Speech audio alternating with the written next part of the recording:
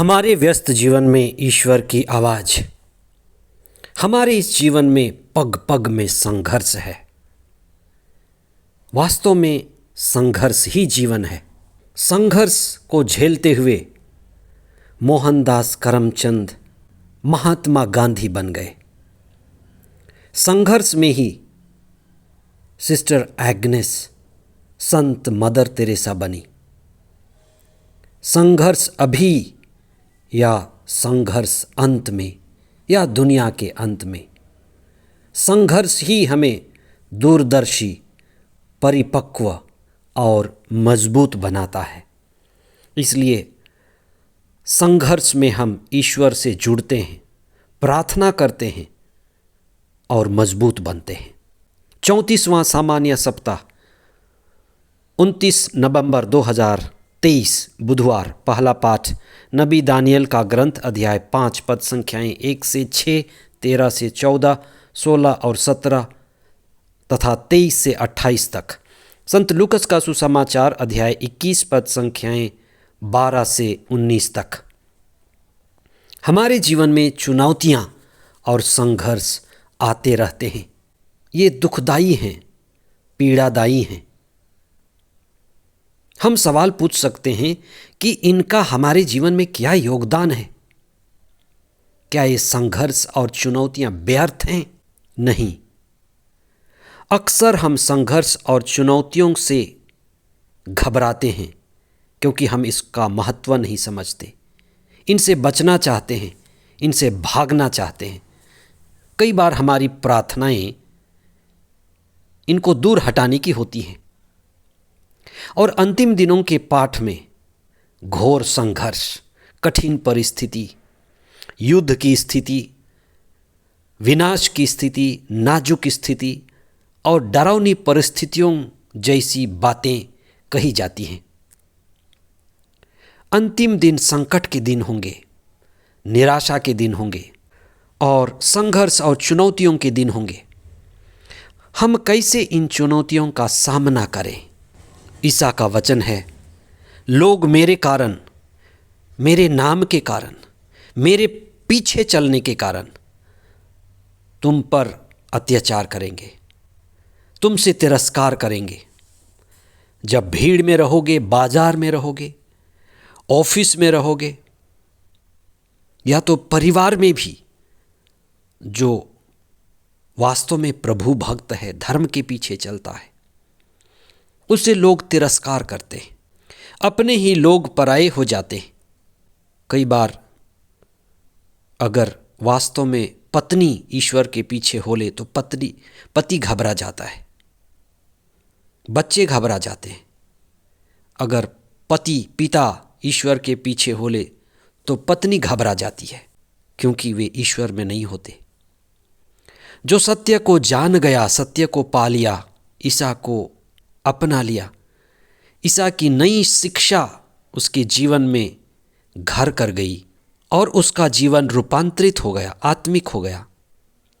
जब हम ईसा से संयुक्त होते हैं तो संसार और दुनियादारी से बहुत ज़्यादा रिश्ता नहीं रखते, उतना ही जितना ज़रूरी है। तब हम सांसारिक लोगों के लिए उतने नहीं जचते।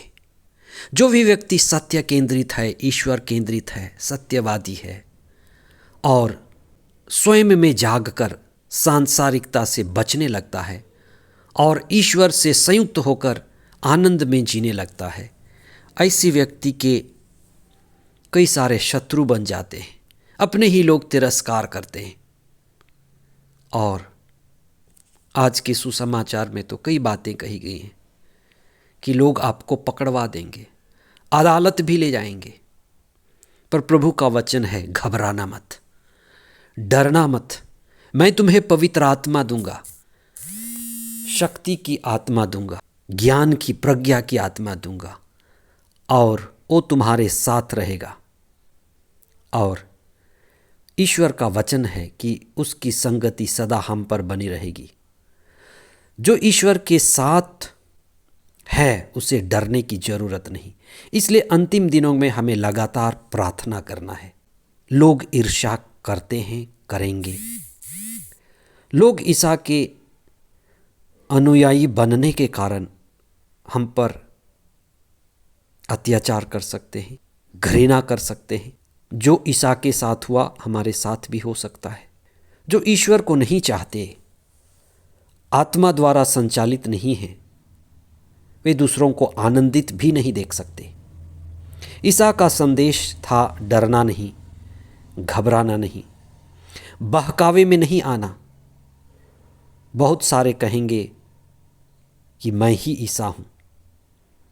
पवित्र आत्मा में होकर पहचानना, धैर्य बनाए रखो, दीपक जलाए रखो, प्रार्थना में सजग रहो, सचेत रहो और आत्मा में आनंदित रहो। हमें यही करना है, लगातार सतत प्रार्थना करनी है और आत्मा में आनंदित रहना है। ईश्वर से प्रार्थना द्वारा जुड़े रहना है। संघर्ष, चुनौतियां हमें मजबूत करेंगी। यही साक्ष्य देने का मौका होगा कि हम ईश्वर केंद्रित जीवन बिता रहे हैं। आज के पहले पाठ में हम दानियल के बारे में पढ़ते हैं, जो एक विश्वासी था। परदेश में निर्वासन के समय ईश्वर से जुड़ा था, प्रार्थना में रहता था, उसे पवित्र आत्मा मिला हुआ था, इसलिए वो सपनों का व्याख्यान करता था। जो ईश्वर के साथ जुड़ा है उसे प्रज्ञा मिलता है, आत्मा मिलता है और कठिनाई और संघर्ष के दिनों में भी वो प्रभु से जुड़ा रहता है। अगर हमारा देश गुलाम नहीं होता तो शायद हमें महात्मा गांधी नहीं मिलते। संघर्ष में ही ऐसे नबी, अगुआ, नेता पैदा होते हैं। सपने का अर्थ बताते हुए दानियल ने राजा से कहा, जो मंदिर से लूटी गई पवित्र वस्तुएं जिनसे आप मदिरा पान कर रहे हैं, पवित्र वस्तुओं का दुरुपयोग कर रहे हैं, उसे अपवित्र कर रहे हैं, इसके कारण ईश्वर आपको सजा देने वाला है। और उस राजा के लिए संदेश था कि उसका विनाश निश्चित है। यह उसके लिए जागने की घड़ी थी। आइए हम भी प्रार्थना करें। दुख, तकलीफ, परेशानियों और संघर्षों से जूझने के लिए एक हथियार हमारे पास है, प्रार्थना। दिया जलाए रखें, पवित्र आत्मा की संगति में रहें और ईश्वर से जुड़े रहें।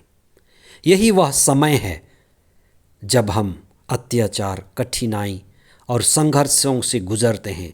उसी समय हम अनुभव करते हैं कि ईश्वर हमारे सबसे नज़दीक हैं। जो अनुभव दानियल ने किया कि ईश्वर मेरे साथ है, वही हम अनुभव करें और अपने संघर्षों को, चुनौतियों को ईश्वर के साथ रहकर प्रार्थना करते हुए आगे बढ़ें। ईश्वर हमें शक्ति दे, सामर्थ्य दे और उनका आत्मा हमें संचालित करे। आमीन।